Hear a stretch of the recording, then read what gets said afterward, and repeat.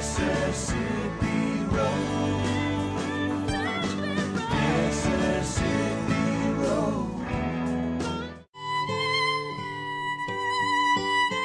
Soothing southern landscapes, glistening sun-drenched beaches. Such attention to detail in these oil paintings must have been produced by an artist with many years of training. So you might be shocked to learn that these are all the works of a recluse engineer named Laurent S. Smith. He was a self-taught artist who painted purely for enjoyment and his own education. In 1969, he retired to Bay St. Louis to fish and paint. As an artist, he really worked in this very hyper-realistic style, showing every kind of detail and nuance of the scenes that he created. It's just really fabulous work.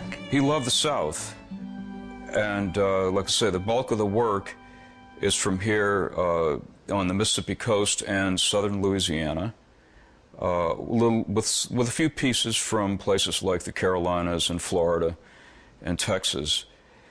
He liked rural, small-town scenes. Here in the Bay, he had the luxury of making short trips. Like, he might go to a subject in the morning and take a couple of photos and take some notes and maybe a little bit of sketching and then come back later in the day. So he would do quite a bit of study before he decided what time of the day he wanted to actually paint the piece. As Laurent and his wife's health began to decline, their son Spencer moved to Bay St. Louis to care for his aging parents, but much too soon, tragedy struck. They both passed away within 5 weeks of each other. That was devastating for me. And then right about the time I was starting to recover from the loss, Katrina hit. With the massive storm approaching, Spencer had to make a quick decision: leave the more than 120 pieces of his father's fine art, or stay and try to protect the work at the family home. Well, you know, if I stay here, when a tree gets embedded in one part of the house, I can move everything out of that room before the water hits it into a drier area, and I can just actually move stuff around to avoid damage from the storm.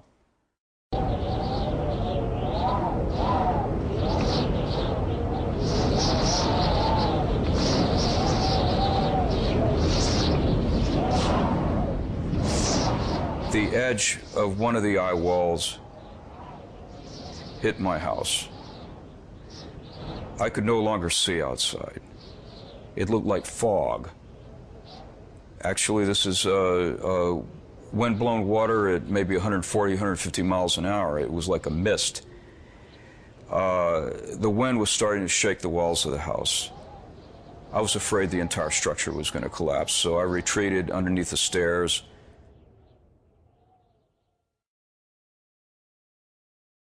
I went into the shop portion of the house, the house is on 3 levels, and this is the very lowest section. I went in there with a mop to mop up in there.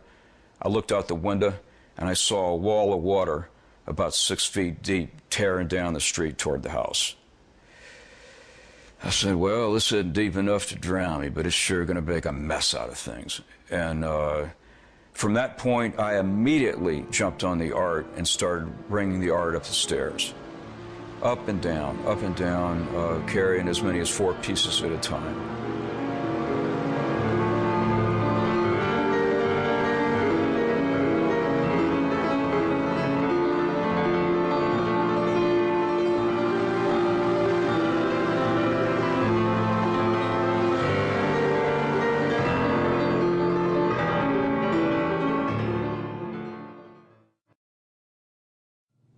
"98% of the art was rescued, but 3 years after the storm, the artwork is still in that upstairs bedroom. Today, Spencer struggles to rebuild his life, his home, and still seeks recognition for his father's beautiful works of art. I'd like for people to be able to see this work, because it did preserve a lot of memories here of what we had on the coast prior to Katrina. Places like Pass Christiane's picturesque downtown,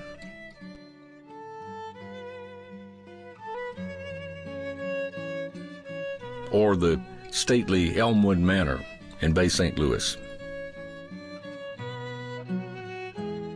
Once a piece of art is sold, it goes into a home, generally a living room, possibly a dining room or bedroom, and at that point only the immediate family and their friends get to view this art.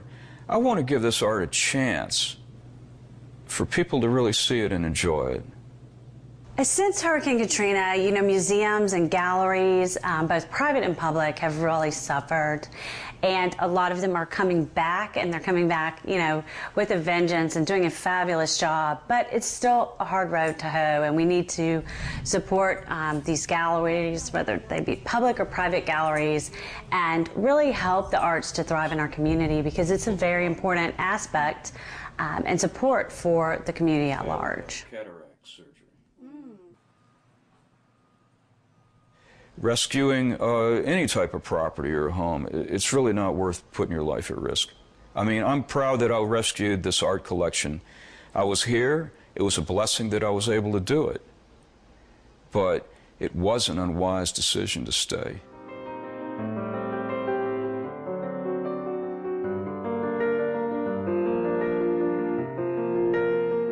I think that this work is incredibly important to the Gulf Coast, especially now since we've lost so much artwork, and the fact that his son was able to save it and preserve it for us and for future generations. It's really, you know, very important today that what we have left and what survived the storm, that we really focus on preserving it and allowing it to be there for generation after generation.